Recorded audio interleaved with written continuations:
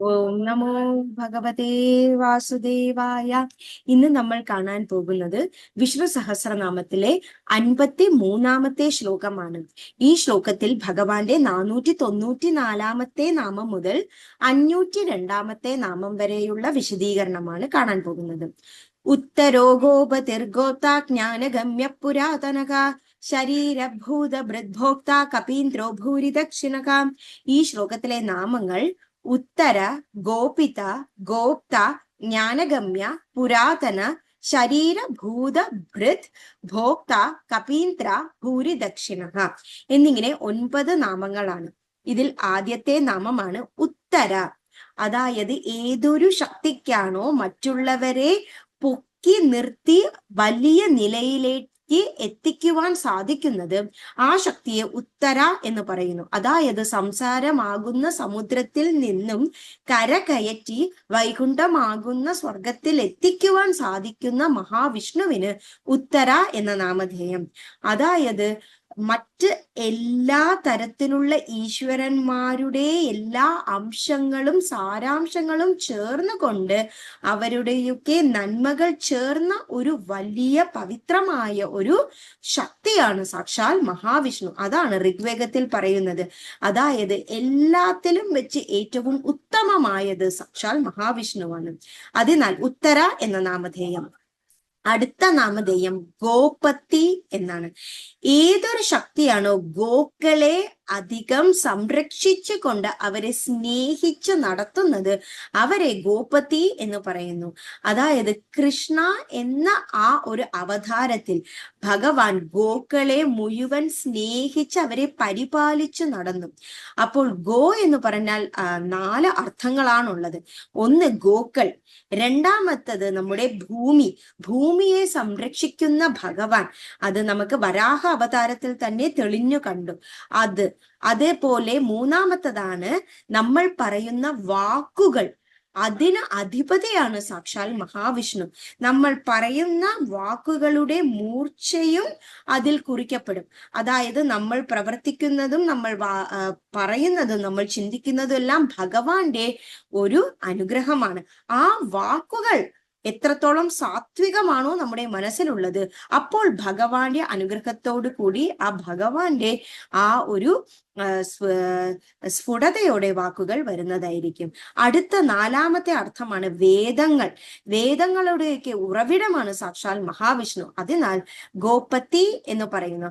അതുപോലെ തന്നെ പതി എന്ന് പറഞ്ഞാൽ ഈശ്വരൻ എന്ന അർത്ഥം. ഗോക്കൾക്ക് എങ്ങനെയാണോ ഈശ്വരൻ, ഭൂമിക്ക് എങ്ങനെയാണോ ഈശ്വരൻ, വാക്കുകൾക്ക് എങ്ങനെയാണോ ഈശ്വരൻ, അതുപോലെ വേദങ്ങളുടെയൊക്കെ ഈശ്വരനായ ഭഗവാന് ഗോപതി എന്ന നാമധേയം. അടുത്ത നാമധേയം ഗോപ്ത എന്നാണ്. സംരക്ഷിക്കുന്നതാരാണോ അവരെ ഗോപ്ത എന്ന് പറയുന്നു. ഈ പ്രപഞ്ചത്തിൽ എല്ലാ വസ്തുക്കളെയും സംരക്ഷിക്കുന്ന ഭഗവാന് ഗോപ്ത എന്ന നാമധേയം. അടുത്ത നാമധേയം ജ്ഞാനഗമ്യ എന്നാണ്. അതായത് നമുക്ക് ജ്ഞാനം എന്ന് പറയുന്നത് ആ പുസ്തകത്തിൽ നിന്നോ അല്ലെങ്കിൽ വേറൊരാൾ പറഞ്ഞു തരുന്നതിനോ നിന്നോ അല്ല ലഭിക്കുന്നത്. നമ്മൾ സ്വന്തമായി മനസ്സിലാക്കി അതിൽ ഉറപ്പിച്ചു നിന്നുകൊണ്ട് അത് പ്രാവർത്തികമാക്കുന്നതിനെയാണ് ജ്ഞാനം എന്ന് പറയുന്നത്. അത് ആരാണോ നമുക്ക് തരുന്നത് അവരെ ജ്ഞാനഗമ്യ എന്ന് പറയുന്നു. അതായത് പല തരത്തിൽ നമുക്ക് ജ്ഞാനത്തെ ആർജിക്കാം. അതായത് നമ്മുടെ പ്രവൃത്തികളിലൂടെ അനുഭവത്തിലൂടെ നമുക്ക് ജ്ഞാനം വരാം. അതല്ലെങ്കിൽ നമുക്ക് ജന്മസിദ്ധമായി നമുക്ക് ആ ഒരു ജ്ഞാനം ലഭിക്കാം. അതല്ലെങ്കിൽ പ്രസാദീന എന്ന് പറയുന്ന ആ ഒരു അനുഗ്രഹത്തിലൂടെ, അതൊരു തരം ധനമാണ് ജ്ഞാനം എന്ന് പറയുന്നത്. അത് അങ്ങനെ ലഭിക്കാം. ആ ഒരു പൂർണ്ണമായ പരിശുദ്ധമായ ജ്ഞാനം അത് ആർക്കാണോ ലഭിക്കുന്നത് അവർ സാധാരണത്തിൽ നിന്നും അസാധാരണതരമായി മാറുന്നു. അവർ അവിദ്യയിൽ നിന്നും വിദ്യാധരനായിട്ട് മാറുന്നു. അപ്പോൾ ആ പൂർണ്ണമായ സ്വച്ഛമായ ആ ഒരു ജ്ഞാനം ആർക്കാണോ ഉള്ളത്, അവർക്ക് ആരാണോ അനുഗ്രഹിച്ചു കൊടുത്തത് അവരെ ജ്ഞാനഗമ്യ എന്ന് പറയുന്നു. അടുത്ത നാമധേയം ഭഗവാന്റേത് പുരാതന എന്നാണ്. അതായത് വളരെ പഴകിയമായ അത്രയും കാലത്തിനു മുമ്പ് തന്നെ ആരാണോ ഉള്ളത് അവരെ പുരാതന എന്ന് പറയുന്നു. അതായത് സമയം എന്ന് നമ്മൾ എപ്പോഴും ഒരു വസ്തുവിന്റെ പുരാതനത്തെ നോക്കുവാൻ, അത് പരീക്ഷിക്കുവാൻ നമ്മൾ സമയത്തെയാണ് നോക്കുന്നത്. അതായത് AD BC അങ്ങനെ. അതിനു മുമ്പിൽ സമയം തന്നെ പ്രപഞ്ചത്തിന് ഉണ്ടാവുന്നതിന് മുൻപ് തന്നെ സാക്ഷാൽ ഭഗവാൻ ഉണ്ട്. അത് ഒരു സത്യത്തിന് ഉടമയാണ്. ആ ഒരു പുരാതനമായി ആ ഒരു ശക്തി ഉള്ളതിനാൽ ഭഗവാന് പുരാതന എന്ന നാമധേയം. അടുത്ത നാമധേയം ശരീരഭൂത ഭൃത് എന്നാണ്. നമ്മളുടെയൊക്കെ ജീവാത്മാക്കളെ ശരീരം എന്ന് പറയുന്നു. ആ ശരീരം ഭൂതങ്ങളാൽ നിർമ്മിക്കപ്പെടുന്നു, അതായത് പഞ്ചഭൂതങ്ങളാൽ നിർമ്മിക്കപ്പെടുന്നു. ഭൃത് എന്ന് പറഞ്ഞാൽ അതിൽ നിന്നും പോഷകങ്ങളെ ഒക്കെ ഈ പ്രകൃതിയിൽ നിന്നും നമുക്ക് ലഭിക്കുന്നു. അങ്ങനെ ഈ ഒരു ജീവാത്മാവൻ പഞ്ചഭൂതങ്ങളിൽ ഉണ്ടായി ആ ഒരു പ്രകൃതിയിൽ നിന്നും നമുക്ക് ഓജസ്സും തേജസ്സും വളരെ അതിൽ നിന്നും നമുക്ക് ഒരുപാട് പോഷണങ്ങൾ ലഭിക്കുകയും അതിനുശേഷം ഉള്ളിലുള്ള പരമാത്മാവ് നമുക്ക് ധാരാളം ജ്ഞാനത്തെ നമുക്ക് പകർന്നു തരുകയും അതിൽ നിന്നും പ്രവർത്തിക്കുകയും ചെയ്യുന്നതിനാൽ ഭഗവാന് ശരീരഭൂത ഭൃത് എന്ന നാമധേയം.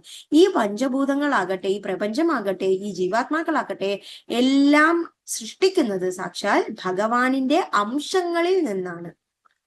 അടുത്ത നാമധേയം ഭോക്ത എന്നാണ്. ഭോക്ത എന്നാൽ ഏതൊരാളാണോ അത്ര രസിച്ച് മതിമറന്ന് ആനന്ദിക്കുന്നത് അവരെ ഭോക്ത എന്ന് പറയുന്നു. അതൊരു സംരക്ഷകർ കൂടിയാണ്. അപ്പോൾ എങ്ങനെയാണോ ഒരു കുഞ്ഞിന്റെ ഒരു കളിയിലൂടെ, ചിരിയിലൂടെ, അവരുടെ ഓരോ സഞ്ചാരത്തിലൂടെ, അവരുടെ പ്രവൃത്തിയിലൂടെ ഒരു മാതാപിതാക്കൾ ആനന്ദത്തെ ലഭിക്കുന്നുവോ, അതുപോലെ തന്നെയാണ് നമ്മുടെ ഓരോ പ്രവൃത്തിയിൽ നിന്നും സാക്ഷാൽ ഭഗവാൻ ആനന്ദിക്കുന്നത്. അതിനാൽ ഭഗവാൻ ഭോക്ത എന്ന നാമധേയം. അത് മാത്രവുമല്ല, വേദാന്തത്തിൽ പറയുന്നത് എന്തെന്നാൽ ഭഗവാൻ ആത്മനാണ്. ഓരോ സൃഷ്ടിയിലും അവരുടെ കളികൾ നോക്കി നിൽക്കുമ്പോൾ തന്നെ അത് ഭഗവാന്റെ തന്നെ ഒരു പ്രതിരൂപമാണ്. അപ്പോൾ താൻ തന്നെ ഒരു കണ്ണാടിയിൽ നോക്കി തന്റെ ബിംബത്തെ കാണുന്നത് പോലെയാണ് ഭഗവാൻ എല്ലാത്തിനെയും രസിക്കുന്നത്. അവിടെ നമുക്ക് ഒരു തരത്തിലുള്ള ആ ഒരു ഇന്ദ്രിയങ്ങളാൽ അടിമപ്പെട്ട വികാരങ്ങൾ വരുന്നില്ല. അതിനാൽ എപ്പോഴും അവസാനത്തെ സാരമായി നിൽക്കുന്നത് സാക്ഷാൽ പരമാത്മാവായ ഈശ്വരൻ തന്നെയാണ്. അതിനാൽ ഭഗവാൻ ഭോക്ത എന്ന നാമധേയം. അടുത്ത നാമധേയം കപീന്ദ്ര എന്നാണ്. കപി എന്നാൽ കുരങ്ങ് എന്നർത്ഥം, ഇന്ദ്ര എന്നാൽ ഈശ്വരൻ എന്നർത്ഥം. കപീന്ദ്ര എന്നാൽ കുരങ്ങുകളുടെയൊക്കെ ഈശ്വരനാണ് സാക്ഷാൽ രാമചന്ദ്രൻ അവതാരമായ മഹാവിഷ്ണു. അതായത് രാമരായി അവതരിച്ച സമയത്ത് ഹനുമാൻ എപ്പോഴും തൻ്റെ കൂടെ, അതായത് തൻ്റെ നെഞ്ചിൽ തന്നെ കൊണ്ട് നടന്ന അത്ര പരമഭക്തനാണ്. അപ്പോൾ ആ കുരങ്ങുകളുടെയൊക്കെ നാഥനായി കാണപ്പെടുന്നത് സാക്ഷാൽ മഹാവിഷ്ണുവാണ്. അതിനാൽ ഭഗവാന് കപീന്ദ്ര എന്ന നാമധേയം. വേറൊരു നാമം എന്ന് പറഞ്ഞാൽ കപി എന്ന് പറയുന്നത് നമ്മുടെ വരാഹ അവതാരത്തെ കൂടിയാണ്. അതിന് വേറൊരു പേരാണ് കപി എന്ന്. അതിനാൽ ഏതൊരു 2 അവതാരം വെച്ച് കാണുമ്പോഴും സാക്ഷാൽ മഹാവിഷ്ണുവിന് കപീന്ദ്ര എന്ന നാമധേയം ഉചിതമായി തീരുന്നു. ഈ ശ്ലോകത്തിലെ അവസാനത്തെ നാമമാണ് ഭൂരി ദക്ഷിണ എന്നത്. ദക്ഷിണ എന്നാൽ ഒരു സമ്മാനമായി മനസ്സുകൊണ്ടോ വാക്കുകൊണ്ടോ വസ്തു കൊണ്ടോ പ്രവൃത്തി കൊണ്ടോ ചെയ്യുന്നതിനെ ദക്ഷിണ എന്ന് പറയുന്നു. അപ്പോൾ ഭൂരി എന്ന് പറഞ്ഞാൽ വളരെ വലുത് എന്നർത്ഥം. അപ്പോൾ ഭൂരി ദക്ഷിണ എന്ന് പറഞ്ഞാൽ ഏതൊരു ഭക്തനാണോ ഓരോ യജ്ഞത്തിന് ശേഷം, യാഗത്തിന് ശേഷം, പൂജയ്ക്ക് ശേഷം, മന്ത്രത്തിന് ശേഷം ആ ഭഗവാന് ദക്ഷിണയായി കൊടുക്കുന്നത്, ആ ദക്ഷിണയെല്ലാം സ്വന്തമായി സ്വീകരിക്കുന്ന ആ ഭഗവാനെ ഭൂരി ദക്ഷിണ എന്ന് പറയുന്നു. അതായത് മനസ്സുകൊണ്ട്, ശരീരം കൊണ്ട്, ജ്ഞാനം കൊണ്ട് ഓരോ സൃഷ്ടിയും താൻ യജ്ഞം ചെയ്യുന്നു എന്നറിയാതെ തന്നെ ഭഗവാൻ അത് ആ ഒരു ഓരോരോ ദക്ഷിണയായി തന്നെ അവരുടെ പ്രവൃത്തിയെ സ്വീകരിക്കുന്നു. അത് നല്ല കർമ്മങ്ങൾ ചെയ്യുന്നതിനെ ഭഗവാൻ ദക്ഷിണയായി സ്വീകരിക്കുന്നു. നല്ല ധർമ്മത്തെ പാലിക്കുന്നതിനെ ഭഗവാൻ ദക്ഷിണയായി സ്വീകരിക്കുന്നു. അത് തന്നെയാണ് ഭഗവാൻ പറയുന്നത്, സാക്ഷാൽ നാരായണൻ കർമ്മഫല ദാത. അവരവരുടെ കർമ്മത്തിനനുസരിച്ചുള്ള ഫലത്തെ ആരാണോ ദാതാവായി കൊടുക്കുന്നത് അവരെ ഭൂരിദക്ഷിണ എന്ന് പറയുന്നു. അപ്പോൾ ഈ ശ്ലോകത്തിൽ നമ്മൾ കണ്ട നാമങ്ങൾ ഉത്തര, ഗോപതി, ഗോപ്ത, ജ്ഞാനഗമ്യ, പുരാതന, ശരീരഭൂതഭൃത്, ഭോക്ത, കപീന്ദ്ര, ഭൂരിദക്ഷിണ എന്നിങ്ങനെ 9 നാമങ്ങളാണ്. ഉത്തരോ ഗോപതിർ ഗോപ്ത ജ്ഞാനഗമ്യ പുരാതനക ശരീരഭൂതഭൃത് ഭോക്ത കപീന്ദ്രോ ഭൂരിദക്ഷിണക. ശ്രീഹരേ നമഃ ശ്രീഹരേ നമഃ. ഗോപികാ ജീവനസ്മരണം ഗോവിന്ദ ഗോവിന്ദ. Thank U.